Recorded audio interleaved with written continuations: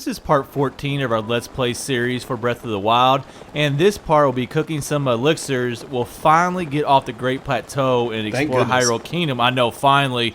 And then we'll come across some place called the East Post Ruins. So really not a lot going on in this part except for getting off the Great Plateau.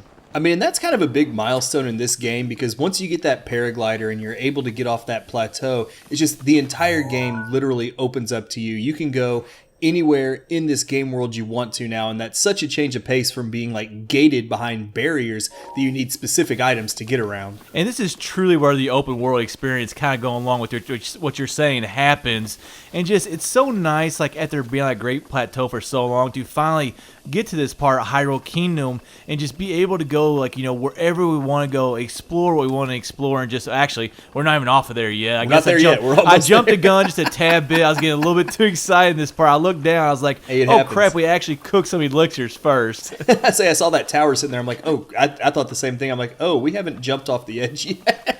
I remember when I was preparing, I remember thinking that, like, I thought, like, as soon as we got that paraglider, we just sailed right off, and I kind of, like, totally blanked that you actually do cook some elixirs.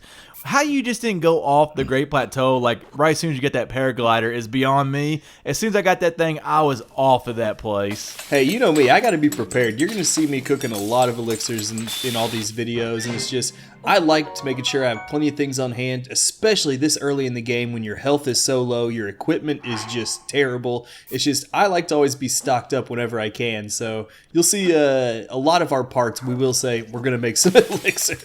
Well, Red, you also had to play the game a little bit differently because you were recording. Me, like, when I die, like, I could really care less. I just restart the game. I really don't need to worry about it. But when you are recording, you kind of do go about the games a different way. And, like, you know, it's going on the World Wide Web, so you don't want to sit there and, like, have a bunch of deaths show up. So, you know, you're still going to get some, though. Yeah, definitely, but not as many as I had. I can tell you that right now. So maybe if I was recording, maybe I would have fixed a little bit more elixirs, but probably not very many. I would just ran away from a lot more enemies than you do.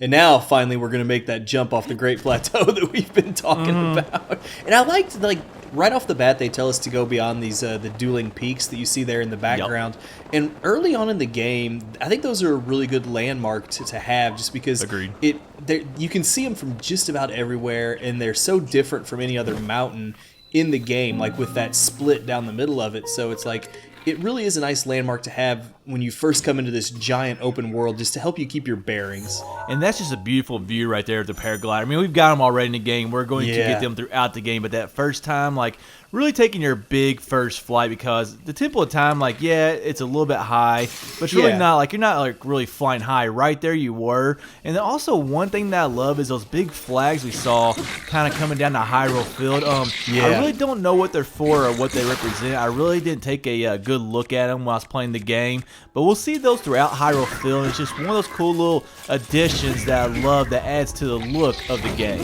Well, especially a lot of those flags are like tattered, or they look like they've got tears and stuff in them, and that goes well with just the ruins that we see all over Hyrule, where it's like, you know, this place has fallen into such a state of disrepair that, you know, the flags are tattered, the buildings and the roads and bridges are in really bad shape. It's just like, it adds to the story that, there was once something here, whether it was an army or a village or a fort or whatever it was. So I really like that effect as well. Now, I know the Guardians are still kind of around, and Ganon's definitely around as we've seen him, but how they not built up more, like, within 100 years? Like, basically this happened 100 years ago, and they're like, you know what, we're just not redoing anything. We're kind of tired. We're not going to rebuild anything. We're just going to leave it the way it is. And you think that maybe in the next Zelda game, maybe they'll really rebuild this place up a little bit, and there won't be as many, like, just ruins laying around everywhere. Well, and I wonder if part of it was just, you know, diving into the game world here. Maybe it was fear. It's like, because we still have a few villages. Like, you have the Hateno or Hatano village. You know, you've got Kakariko village. But, like, outside of that, it seems like everyone's still talks about this calamity, even though it's been 100 years now. And I wonder if it's just people are afraid to go try to rebuild because, you know, you can still literally see Calamity Ganon right there. Surrounding the tower. I mean, that is true. Like, as you play more and more in the game, like, you'll see that there's absolutely nothing around Hyrule Castle in game, because why would anybody live in that area is beyond me. But that's kind of an interesting fact as we go through the game. If you've not played it yet or not that far yet, like, we will see villages. We'll see it's called a city, but you probably know what I'm talking about. But Yeah. it's kind of like, how did these certain places survive, like versus the other places that didn't survive? Like, was it like, a location, or just like, was it more people to fight? I don't know. That's a good but just question. exactly how did these places survive? Or maybe those are places that have been rebuilt over time, like you were just mentioning. So. That's true. Yeah. One really nice, or one really cool effect that we kind of caught right there just a second ago is before those bokoblins there noticed that I was coming up on them, they showed them chasing around a wild boar, and I really love that level of like detail just to show like these creatures in this game have their own lives, they have their own routines going on, that if they don't see Link, they're going to be doing their regular activities. And I thought it's a really cool effect that they put in the game, and just it's those little things that make this game world feel so alive. It kind of it reminds me a little bit of Majora's Mask. Like in that game, we had that whole 3-day schedule, and it wasn't like, as like a good like showing action as those bokoblins were right there, or moblins. But like, in Majora's Mask, everybody had their own schedule, and as you play through the game, you saw like each character doing like their own kind of schedule. So it kind of goes back to that game in a good way. And then also one random thing, I don't know, but there's some, like, I know it's Hyrule Field, and this makes sense, but there is some really high grass that we're going through right now in Hyrule Field. I tell you what though, like I know that I read at least in some of the tips and stuff, they show you that like sneaking through, if you're trying to use stealth, which you'll see I'm using here, if you're in taller grass, it actually helps your stealth, which I think is a really cool effect. Now, obviously, I failed miserably sneaking up on that guy because he hopped up as soon as I got. You still did pretty good against him though. I got close, but the addition of stealth to the combat in general, I think, was a really cool addition to the game. It's like, it amazes you how like programmers and game developers actually, I mean, I know they're very good at what they do, but how did they know like the exact parameters of where you're in like higher grass and like where you're not? Oh, I know. It's just that whole thing with Zelda games and Nintendo. Like, I mean, every video game company, for the most part, is really good with detail, but I always feel like Nintendo goes that little bit farther with detail, and you kind of explain a good reason right there, like with stealth mode and everything. Now, stealth mode, it's not really for me. I'm not a patient guy, so I didn't do much of it at all in the game. I really didn't either. You'll see me use it a few times here. It's helpful early on when your character's very weak, because your sneak strike does do a ton of damage. But later on in the game, I don't use it very often, and part of the reason is I feel like it's most useful at night when the enemies are asleep, and you can really sneak right up to them. And later on in the game, I really just don't do that much exploring at night, because I get tired of getting jumped by a bunch of those stupid stall monsters that we encounter later on in the game.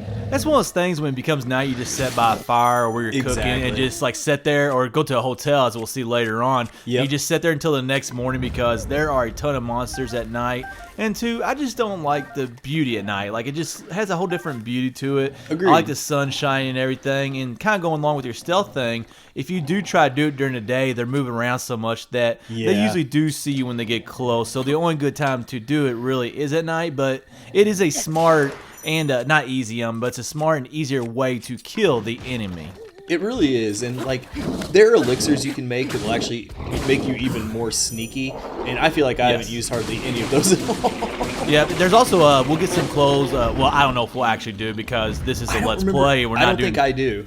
We're not doing like a walk. Well, you can always get, like, you're not being the game yet, so you can still always get it. But True. I actually did get a pair of clothing. I don't remember exactly what it's called, but it increases your stealth. Yeah. I won't ruin it. But like I think I used it one time just to like kind of try it out, and I was like, that's enough for me. I'd rather have more armor than more stealth. That's true. You know what I need? I need the invisible shield or the stealth in Halo. Exactly. Like, where you get that blue ball cloak. and like you're basically invisible and you can just run around at full speed. That's the kind of stealth that I need.